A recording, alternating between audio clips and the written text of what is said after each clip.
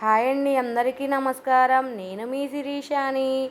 ఈరోజు రెసిపీ వచ్చేసి వెజిటేబుల్ బిర్యానీ పర్ఫెక్ట్గా రావాలంటే ఎలానో చూద్దామా.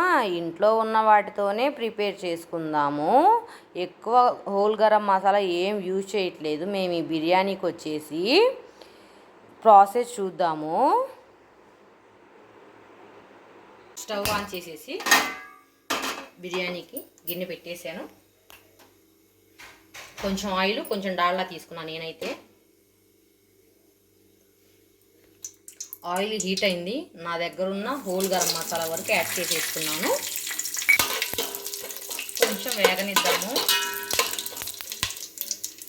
ఉల్లిపాయ ముక్కలు, పచ్చిమిర్చి, క్యారెట్, బంగాళదుంపలు, బీన్స్, కొంచెం పసుపు యాడ్ చేసుకున్నాను. పసుపు ఎందుకు యాడ్ చేశానంటే అది అంటుకోకుండా ఉంటాయి ముక్కలు.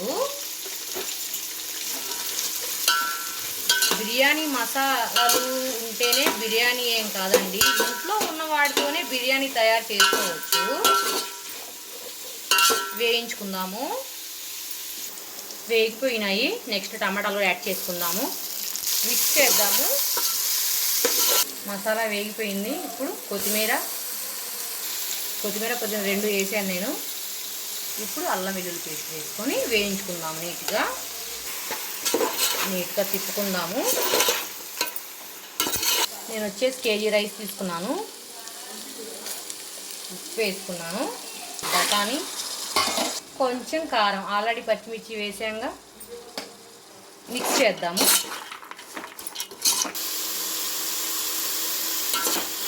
చూస్తారు కదా, వేగించడం అయిపోయింది. వాటర్ యాడ్ చేద్దాము. నేను వచ్చేసి ఒక డబ్బా నీళ్ళకి, బై మిస్టేక్ అండి, ఒక డబ్బా బియ్యానికి మామూలుగా 2 డబ్బాలు నీళ్ళు పోస్తాము. నేను 2 గంటలు అయింది నేను బియ్యం నానబెట్టి ఒక డబ్బా తీసుకొని ఇవి తీసుకున్నాను. ఫుల్ అయితే ఏం పోయలేదు. ఇప్పుడు మరగనిద్దాం ఈ నీళ్ళని. ఎసరు మరిగిపోతుంది. ఇప్పుడు దాంట్లో కొంచెం నిమ్మరసం యాడ్ చేద్దాం. ఎసరిని ఒక 5 నిమిషాలు మరగనిద్దాము. నెక్స్ట్ బియ్యాన్ని వడకట్టేసేసాను నేను, ఎందుకంటే ఎక్కువ నానిపోయినాయి. ఇప్పుడు బియ్యం యాడ్ చేసేసుకుందాము. ఒకసారి మిక్స్ చేసుకొని హై ఫ్లేమ్లోనే పెడదాము. మూత పెట్టేద్దాము. చూద్దాము. రైస్ని ఉడుకుతుంది.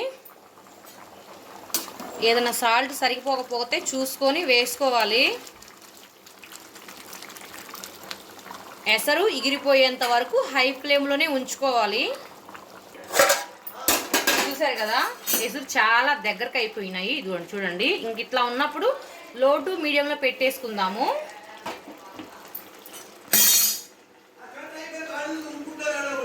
ఆ ఫ్లేమ్లో పెట్టేసేసి ప్లేట్ పెట్టేసి గిన్నెలోకి వాటర్ తీసుకొని దీని మీద బరువు పెట్టేద్దాము. ఒక పావు గంట సేపు ఉంచుదాము. ఇప్పుడు ఒకసారి చెక్ చేద్దాము బిర్యానీని. చూసారు కదా, దీనిలో లైట్గా వాటర్ ఉన్నాయి. ఫ్లేమ్ వచ్చేసి మీడియంలో పెట్టేద్దాము. ఇప్పటి వరకు లో టు మీడియంలో పెట్టేసాము 5 మినిట్స్. ఇప్పుడు మీడియంలోకి తిప్పేసేసాను. ఒక 10 మినిట్స్ తర్వాత చూద్దాము ఎక్కడి వరకు కుక్ అయిందో. కొంచెం పుదీనా, కొత్తిమీర గార్నిష్ చేద్దాము.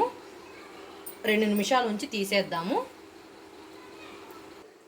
అన్నం ఎగిరిందా లేదా అని తెలుసుకోవడం ఎలా అంటే, ఇట్లా వాటర్ పోసినప్పుడు సరసర కాలుతా చూసారా కిందకు వస్తూ ఉన్నాయి.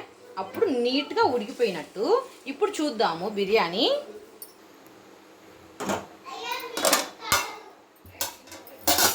చూసారు కదా ఎంత పర్ఫెక్ట్గా కుదిరిందో rice, biryani rice. Stove off చేశాను. ఒకసారి ట్రై చేసి చూడండి. నచ్చితే లైక్ చేయండి, షేర్ చేయండి, సబ్స్క్రైబ్ చేయండి. Thank you.